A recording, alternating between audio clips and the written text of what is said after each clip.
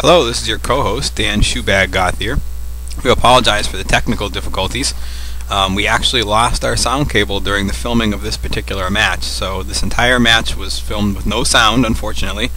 We fixed that problem, but unfortunately all we can do here is to go back and dub it. So think of me as being like your director's cut of a DVD, where you get the added bonus director's commentary. Southall and Wilkie both start off with beautiful spares to start this match. Going into the match, a team of Southall and Winiars on lane 18 is actually trailing 102 to 111, so they find themselves 9 pins behind Wilkie and Boudreaux. Both girls are on beautiful spares here. Wilkie fills hers with a 7, and Elisa also picks up a 7, so the lead stays at 9 pins for Team Wilkie and Boudreaux.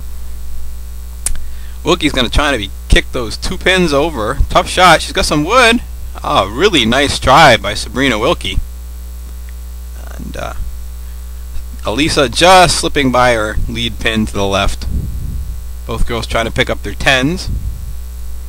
10s become very important when you're trying to hold on to a single-digit lead.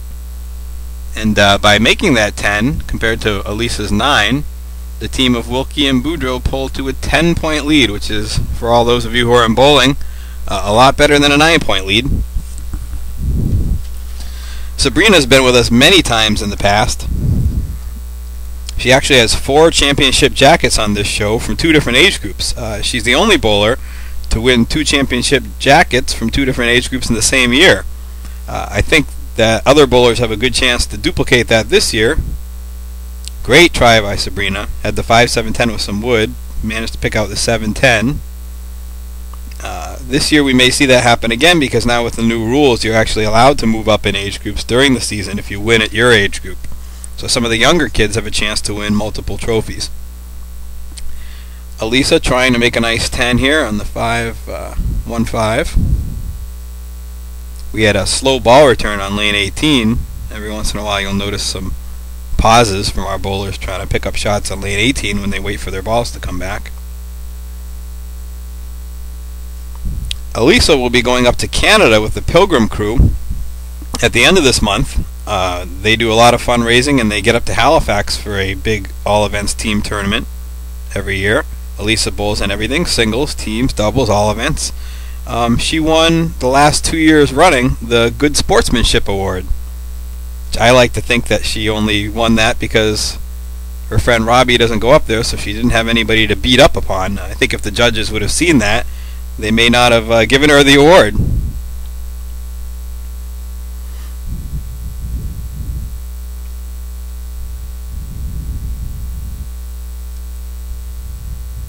Slipping off to the left a little bit on that shot. Elisa gets some support from a lot of the Pilgrim kids and parents in the audience. A nice 10 from Wilkie. And Elisa unfortunately has a tough box of 4. That allows the lead to stretch out to 14 pins for Sabrina and Jonathan Boudreaux. Elisa is definitely going to want to bounce back from that. Whenever you had a bad box like a 4, you really want to come back to the next box and try to put the pressure back on your opponent somehow, some way, if you can. There it is. Nice strike. You can tell she's pumped for that. Elisa did her part today. She's got, I think, 4 marks for her 10 boxes.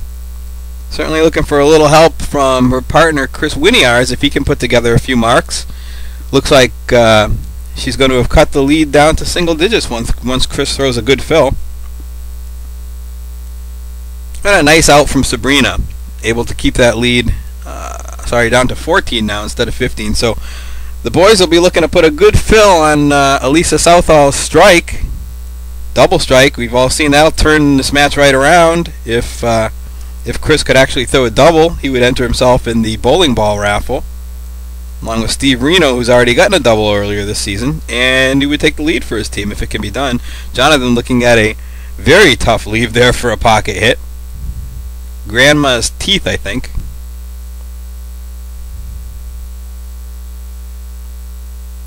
Jonathan, oh, nice try. Wood didn't cooperate.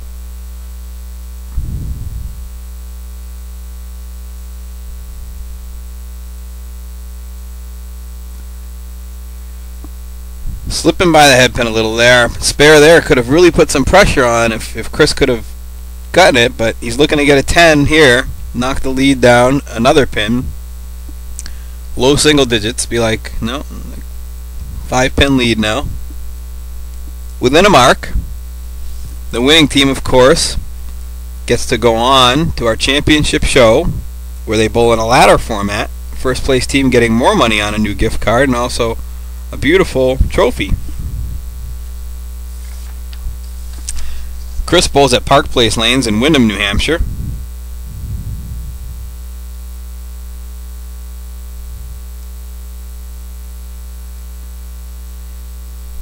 He's actually got a whopping high single of 174, high triple of 429, high average of 108. He was in the Portsmouth and state team champions, top 3 the last 4 years running. Also a great kid. Some of you won't know, for the other show, the Comcast show, where they had some kids episodes this season, Chris Winiar has ended up tying Corey Chase, and he lost on a technicality on the tiebreaker. Corey Chase had a higher string. Just some good sportsmanship. There may or may not have been a 1-pin math error during that match, but Chris was a good sport about it. There was nothing he could do. The match was over. So Corey ended up going on and bowling very well on TV. So it's good to see Chris make our show today with a great score. Had a triple strike today in the actual tryouts to get on.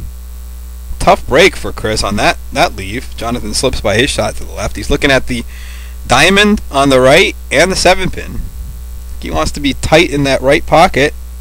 Slips by a little left. Pins become very important now. Just a couple boxes to go. You want to keep it down to the low single digits for the lead.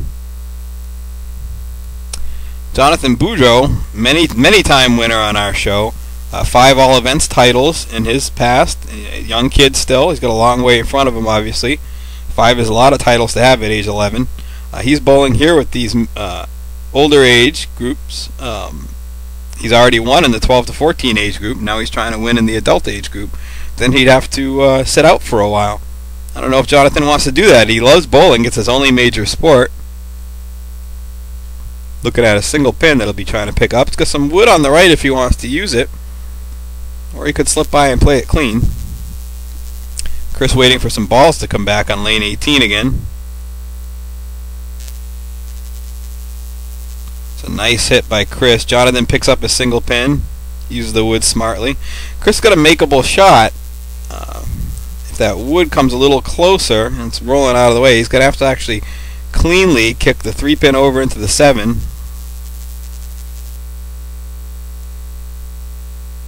Oh, a nice try right on that 3-pin. I'd like to see what would have happened if that wood had stayed up against it, but unfortunately it rolled back a little and kind of took itself out of the picture. Didn't provide Chris with the help he needed.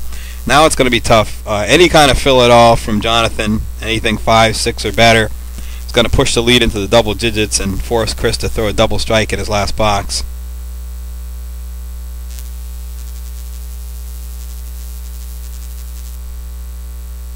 Great 10, that keeps the pressure.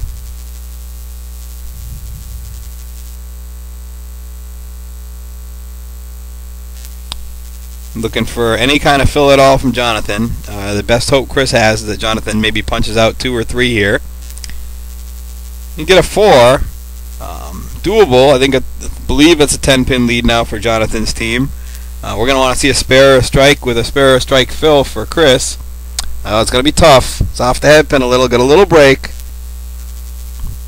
Jonathan is leaving the box open, so if Chris can, he's going to have to cut again. He's got 3 pins on the right with a 3-pin in the lead. If he can cut that 3 over to the 7, nearly the same spot he wanted to hit the last box, if that helps him at all any.